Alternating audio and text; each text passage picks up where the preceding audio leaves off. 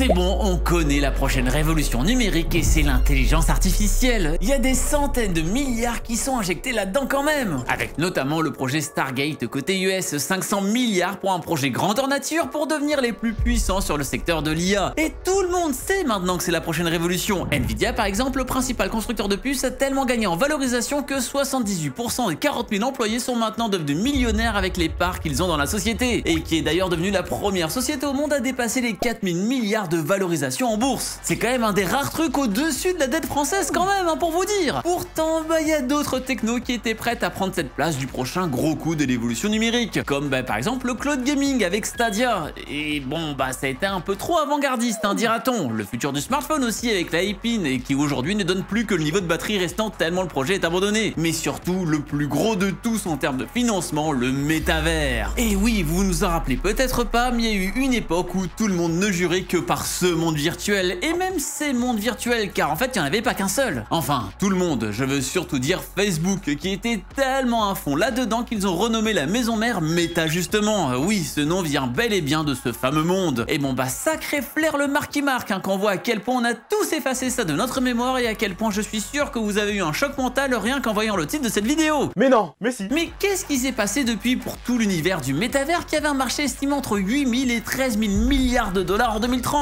Car on sait qu'ils se sont trompés évidemment depuis, mais est-ce que ça existe toujours? Est-ce que ça génère des sous? Et même si ça en génère pas, est-ce qu'il y a encore de l'argent mis là-dedans? Eh bien oui, oh que oui même. Mais est-ce que c'est rattrapable tout ça? Y a-t-il un réel avenir? Ou alors on ne serait pas sur un cas d'école sur ce qu'on appelle un coût irrécupérable ici? Salut, c'est Léo de la chaîne Techmaker et aujourd'hui on va replonger en plein dans les années 2020 et 2021 quand on était tous enfermés chez nous et qu'on espérait voir rouler ce fameux multiplat. Ouais, j'ai enfin reçu la miniature après 5 ans à l'avoir attendu quand même, hein. Les chèques ont dû être rendus j'imagine, alors je vais bien vous la montrer car je l'ai attendu assez longtemps. Regardez comme elle roule vachement bien jusqu'au sponsor de cette vidéo, ProtonMail. ProtonMail, c'est l'un des services proposés dans l'écosystème Proton, société fondée en Suisse en 2014 ayant maintenu une suite complète pour vous permettre de supprimer Google de votre vie, avec comme leitmotiv de bâtir un meilleur internet où la confidentialité des utilisateurs est la priorité. Proton est donc chiffré pour protéger les utilisateurs, permettant une confidentialité accrue entre vous et le destinataire de votre mail tout en vous protégeant des cyberattaques ou encore des possibles surveillances. C'est vous et vous seul qui gardez le contrôle complet sur vos informations et qui peut y accéder ou non. Les emails qui arrivent dans votre boîte mail sont automatiquement nettoyés et filtrés. ProtonMail bloque les mails de phishing, par exemple ce fameux livreur qui dit qu'il a besoin d'un virement de 15 balles pour soi-disant débloquer un colis alors que ce dernier n'existe même pas, et l'outil bloque également les pixels espions, ces images invisibles qui permettent à des sociétés de vous profiler et vous afficher des publicités ciblées. ProtonMail vous protège aussi des fuites de données, et bon sang que ça arrive beaucoup ces derniers temps, donc ça peut être intéressant de s'y intéresser. Pour vous inscrire sur un site internet, vous pouvez utiliser une adresse mail dédiée créée pour l'occasion à un clic au lieu de révéler votre vraie adresse. Si ProtonMail détecte ensuite une fuite de données, vous serez averti et vous pourrez désactiver cette adresse instantanément. Alors ça peut paraître sympa tout ça, mais on peut se dire que c'est une sacrée galère de migrer tout ce qu'on a aujourd'hui. Et en fait, Proton pense à tout avec un outil Easy Switch pour ainsi transférer vos mails, calendriers ainsi que vos contacts de plein d'autres services de mail en quelques clics. Alors téléchargez dès maintenant ProtonMail avec le lien qui se trouve dans la description. Et Proton fait ses preuves depuis toutes ces années d'ailleurs, hein, ce qui n'est clairement pas le cas du métavers. Mais comment ça se fait un tel échec cuisant, surtout venant de l'un des précurseurs du web actuel? Est-ce qu'il est vraiment tout seul à s'être planté le Marky Mark? Car oui, le projet du métavers en effet bientôt 4 ans. C'est le 28 octobre 2021 que Facebook annonce en grande pompe son changement de nom en Meta pour la société mère lors de son événement Connect actuel. Le but du geste ici est de montrer que maintenant le principal, c'est plus Facebook. Non, ce sont les plateformes Meta. Donc Facebook, Instagram, WhatsApp et Horizon. Oui, on va en reparler de ce nom, mais normalement il est censé être aussi important que les autres. Avec cette annonce, il y a aussi autre chose qui est actée, la destruction pure et simple de la marque Oculus. Ouais, faut se rappeler que quelques années auparavant, en 2014 tout de même, Facebook avait acheté le pionnier des casques de réalité virtuelle et avait sorti quelques bangers, notamment l'Oculus Rift CV1 ou encore l'Oculus Quest 2 qui a ouvert le marché de la réalité virtuelle à énormément de monde au vu du prix auquel il était vendu, à moins de 300 $ tout de même, soit moins de la moitié des autres casques du marché et qui en plus pouvaient fonctionner de manière nomade, de la vraie folie. Bref, Oculus était limite devenu le second nom des casques de réalité virtuelle et beaucoup de gens appelaient un casque de ce style un Oculus, comme certains appellent encore une console une Nintendo. Bref, un nom fort en somme, et je trouve ça vraiment dingue d'avoir juste purement détruit cette identité. Ce qui fait que maintenant les casques de réalité virtuelle s'appellent juste sobrement des Meta, comme le MetaQuest 3S étant le dernier de la liste actuellement. On se rend pas compte de la dinguerie, hein. C'est comme si Caddy disait oh bah tiens on va changer de nom alors que tout le monde appelle des chariots des caddies, et ça même si on n'est pas sur sur des caddies devant nous. Ou même je sais pas si Lydia se disait la même chose en disant oh tout le monde dit tiens je vais te faire un Lydia pour faire un virement d'argent, pourquoi on changerait pas de nom?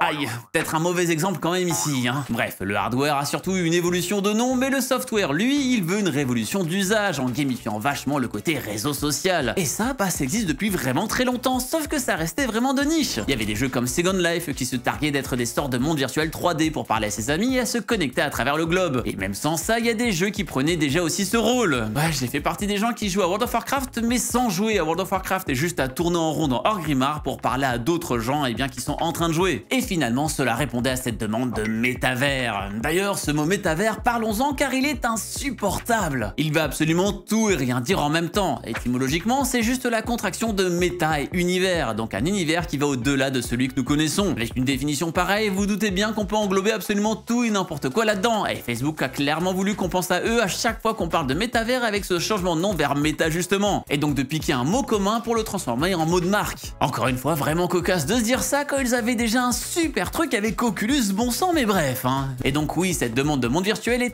quand même assez présente depuis de longues années et a pas mal grandi sur cette période 2020-2021. Mais pour une raison qu'on a tous enfouie au plus profond de notre tête aussi. Bah ouais, quand on était complètement coincé chez soi à cause d'une soupe de pangolin, de chauve-souris ou que sais-je, on avait plus que jamais besoin d'un méta-univers, d'un univers dans lequel on pouvait s'échapper. Et encore mieux si on peut complètement s'immerger dedans avec un casque de réalité virtuelle justement. Et c'est vraiment avec cette double proposition que Facebook, enfin du coup maintenant devenu Meta, a voulu casser le game. Et en soi, c'était pas si bête de vouloir aller sur ce secteur. Ils sont numéro 1 sur la réalité virtuelle avec le casque le plus démocratisé au monde. Ils sont dans le top 3 des réseaux sociaux à l'époque. Hein. TikTok venait certes de percer mais n'était pas aussi gigantesque qu'aujourd'hui. En vrai, le match des deux univers pouvait vraiment coller. Sauf que la grande différence entre un réseau social classique et ce métavers, c'est qu'il y a un ticket d'entrée assez violent. Celui du prix d'un casque de réalité virtuelle, aussi bon marché soit-il. Ouais, cet univers est vraiment pensé pour qu'on soit immergé à l'intérieur. Et là, entre un réseau qu'on peut tester tranquillou bilou pour voir ce que ça donne en créant gratuitement un compte, bah là, même si Facebook est leader sur la réalité virtuelle, ça reste un énorme marché de niche. La réalité virtuelle, ça marche pas tant que ça. Certes, il y a quelques apps cool comme Beat Saber qui carrent le système, mais c'est pas non plus transcendant quoi. Certes, 80% des casques vendus en 2021 ont été des Oculus Quest 2, mais c'est seulement 8,7 millions d'unités. Pour un réseau social vaste, ça fait très peu d'utilisateurs potentiels. D'autant plus qu'en réalité, c'est pas 8,7 millions d'utilisateurs potentiels, mais 8,7 millions d'utilisateurs grand maximum dans un monde où tout le monde rêve du métavers. Et en réalité, dans les 9 millions de personnes qui ont pu acheter un casque de réalité virtuelle, il y en a quand même beaucoup qui l'ont fait juste pour jouer à des jeux vidéo, et pas du tout pour aller sur un réseau social. Et la seconde grande différence, c'est que certes Facebook est très fort pour faire du réseau social, mais alors comme beaucoup de géants de web du style, ils sont très mauvais dès que ça touche au gaming. Encore une fois, coucou Stadia avec Google. Bah ouais, pour qu'un métavers gamifié soit sympa à utiliser, il faut que le côté gamifié soit sympa justement. Et on sent qu'ils s'y connaissent absolument rien, que ce soit en termes de design déjà, genre rappelez-vous de la communication catastrophique d'à quoi ça ressemblait, hein, on aurait juste dit Demi ultra moche à son lancement avec ce truc. Et côté gaming tout court, bah n'en parlons pas, hein. Car on peut faire quoi alors sur ce fameux Horizon World, hein, ce réseau social 2.0? Eh bien, chatter avec des gens. Ouais, voilà. Ah non, aussi on peut jouer à des mini-jeux, genre à du basket. Ça, c'est le futur du gaming. Et bah, c'est tout, quoi. Alors, ok, on peut créer des mondes et certains fonctionnent un peu quand même, comme le Soapstone Comedy Club, un endroit généré pour faire du stand-up devant d'autres personnes. Mais bon, c'est juste un call Discord amélioré dans un contexte comme celui-ci. Ouais, à trop vouloir pousser la composante sociale, on a complètement mis de côté la composante beaucoup plus interactive. Ce qui fait qu'à part mettre son casque et Slack dedans, Horizon World ne propose franchement pas grand-chose. En plus du fait qu'il ne fonctionne qu'avec les casques de Facebook. Et à l'époque, on ne parle que d'un casque entrée de gamme tout de même. J'ai beau adorer l'Oculus Quest 2, hein, ben en termes de qualité, il ne vaut pas grand-chose par rapport à un Valve Index ou alors par rapport au casque de chez Pimax. Mais du coup, bah ces casques-là ne fonctionnent pas et on peut aller que sur de l'entrée de gamme. Bref, avec un monde aussi vide, avec une restriction aussi forte d'accès, avec un ticket d'entrée à 300 $ au grand minimum, une ouverture aussi assez restreinte car disponible uniquement aux États-Unis et au Canada à ses débuts, et il a fallu attendre plus de 3 ans avant d'arriver dans certaines contrées, bah absolument personne ne s'intéresse donc à Horizon Worlds. C'est donc seulement 300 000 utilisateurs mensuels qui sont annoncés en février 2022 par Meta, et cela descend à moins de 200 000 dès octobre 2022. Vraie douche froide pour Marky Mark et aussi pour tous ceux qui ont développé ou investi dans le projet. Et si 200 000 vous paraît pas si nul, attendez, on va en reparler et faire des comparaisons. Mais oui, de l'investissement, il y en a eu là-dedans. Déjà le changement de nom, mais aussi des publicités au Super Bowl, des fonds d'investissement à droite à gauche et du recrutement massif sur sa division Reality Labs, qui est celle qui développe tout ce qui touche à ce monde-là, mais pas que. Car oui, ils font aussi tout ce qui touche au hardware, ainsi que de la réalité augmentée, et étaient donc derrière le casque qui était sorti en lien avec ce fameux nouveau monde virtuel, le MetaQuest MetaQuest Pro, leur casque haut de gamme. Car oui, c'est ça qui manquait pour Meta, et donc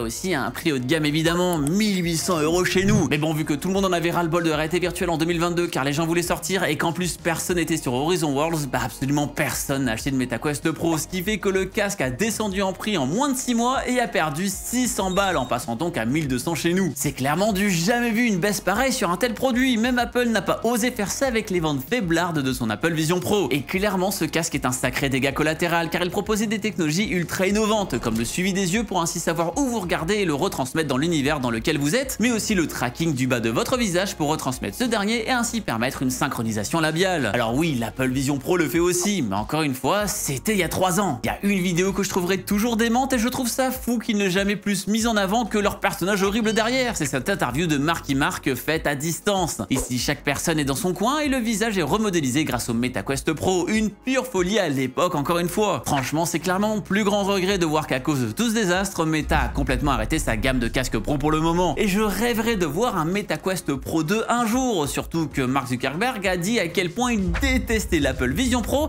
et à quel point il trouvait que ses casques étaient juste mieux. Donc oui, le Zuck, si tu dis ça, eh bien vas-y, sors-le ton casque mieux que l'Apple Vision Pro, vas-y, on te regarde. Mais compréhensible que ce soit pas de suite dans les plans, faut déjà vite calmer l'hémorragie car actuellement on estime les pertes liées à cette division à 70 milliards. Oui, milliards. Clairement, il y a eu plus de pertes d'argent là-dedans que le prix de rachat d'Activision Blizzard, c'est juste démentiel. Pas étonnant que Meta ait énormément baissé les financements dans cette branche en réduisant les dépenses de 20% en 2024. Et donc malheureusement, je pense qu'on n'aura pas de suite de nouvelles publicités pour Horizon Worlds au Super Bowl, terrible. Mais pourtant, dans ce que je viens de dire, un truc a dû vous marquer. Je parle bien de réduire les coûts, pas d'arrêter. En effet, il y a toujours de l'argent injecté dans cette division Reality Labs et en 2025, Horizon Worlds existe toujours et est même accessible avec les nouveaux casques de la firme, donc le MetaQuest 3 et le 3S. Bon, et je pense qu'il y a clairement pas grand monde encore dessus. Malheureusement, il devient très compliqué de connaître le nombre d'utilisateurs car Meta ne le dit pas, mais ces derniers essaient encore et toujours d'attirer des gens et même des créateurs en ouvrant par exemple ultra récemment un fonds de créateurs de 50 millions de dollars pour ceux qui sont prêts à créer des mondes dans son métavers. Et franchement, il y a un truc à tester, si vous avez un peu de temps à tuer, il y a peut-être de l'argent à récupérer parce qu'il y a peut-être que 50 utilisateurs et sur un malentendu, vous serez peut-être millionnaire. Mais oui, aujourd'hui, le shift de la Reality Labs se fait surtout sur la réalité mixte qui prend de plus en plus d'ampleur, mais aussi avec la réalité augmentée avec le projet Orion qui est toujours développé par cette division, mais qui ici vous permettre de rester dans le monde réel. Au final, c'est peut-être ça que les gens cherchent le plus avec ce genre d'outil social, augmenter leur vision du monde réel et pas changer de monde tout court en fait. Et c'est ça où le coche a été raté, je pense. Surtout qu'en plus, tout ça était aussi fortement lié à un autre truc qui a beaucoup floppé depuis, les NFT, ces biens numériques qu'on peut posséder sur une blockchain. Avec d'autres mondes virtuels, on pouvait en acquérir pour pouvoir acheter des terres comme sur Decentraland ou encore The Sandbox où quelqu'un avait payé un terrain dans ce dernier 450 000 $ juste pour être le voisin de Snoop Dogg. Sûrement le gars qui disait Snoop Doggy Dogg, alors qu'est-ce qu'on attend? Qui doit avoir bien vieilli depuis son flop. Horizon de son côté n'a rien de tout ça, mais a évidemment pâti de la sale réputation des NFT et du côté très opportuniste de la chose. D'ailleurs, il y aurait aussi à redire sur ce sujet, avec un Bitcoin qui frôle les 120 000 $ en ce moment, il y a certains trucs qui vont possiblement revenir sur le côté NFT. Si ça vous botte qu'on reparle aussi de ce sujet, de ce que ça devient aujourd'hui, genre par exemple est-ce que les singes qui valaient plusieurs centaines de milliers de dollars valent encore quelques euros aujourd'hui, eh bien dites-le moi en commentaire et on en fera un sujet dans les mois qui arrivent. Mais pour reparler du côté Facebook, on devrait donc réentendre parler de tout ça lors de la Meta Connect en septembre 2025. Certaines fuites laissent présager d'une ouverture d'Horizon Worlds avec un côté sur la réalité mixte augmentée mais aussi sur mobile. Mais donc ça montre bel et bien un échec cuisant de vouloir ouvrir ça sur téléphone directement. Et au final, à s'être autant enfermé dans une niche gaming sans proposer réellement du gaming, ça leur a apporté défaut. A voir donc si leur réseau social Gamify va ouvrir sur smartphone, mais même avec ça, je vois vraiment pas trop l'intérêt d'un tel truc. Genre qui va préférer scroller sur Horizon Worlds et limite devoir se balader de contenu en contenu sur son smartphone plutôt que d'être tranquille sur Facebook au chaud sous sa couette.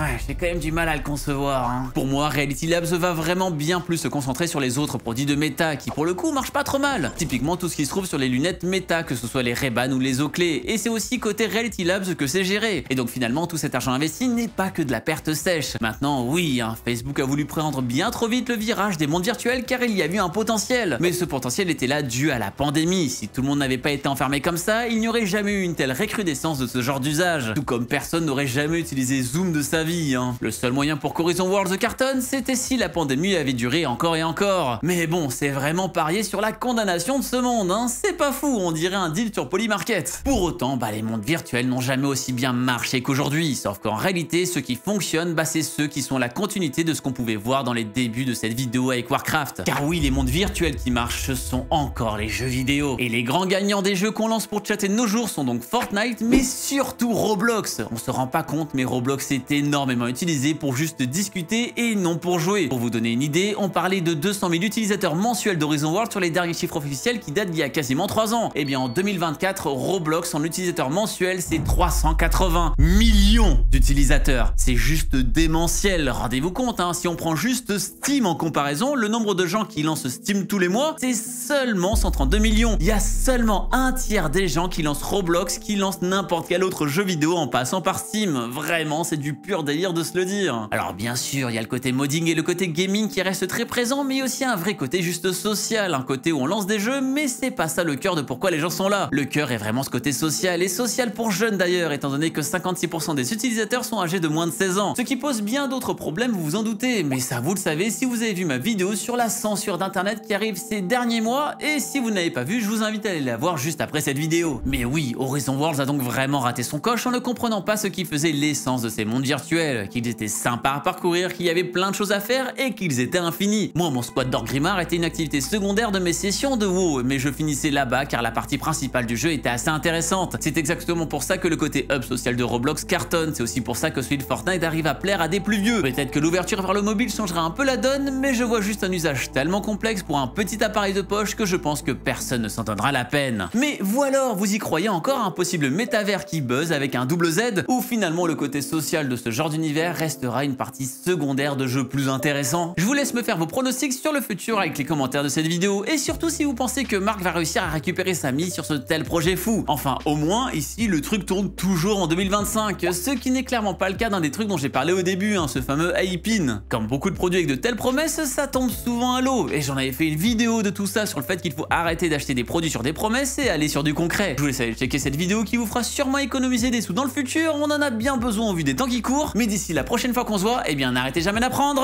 Salut!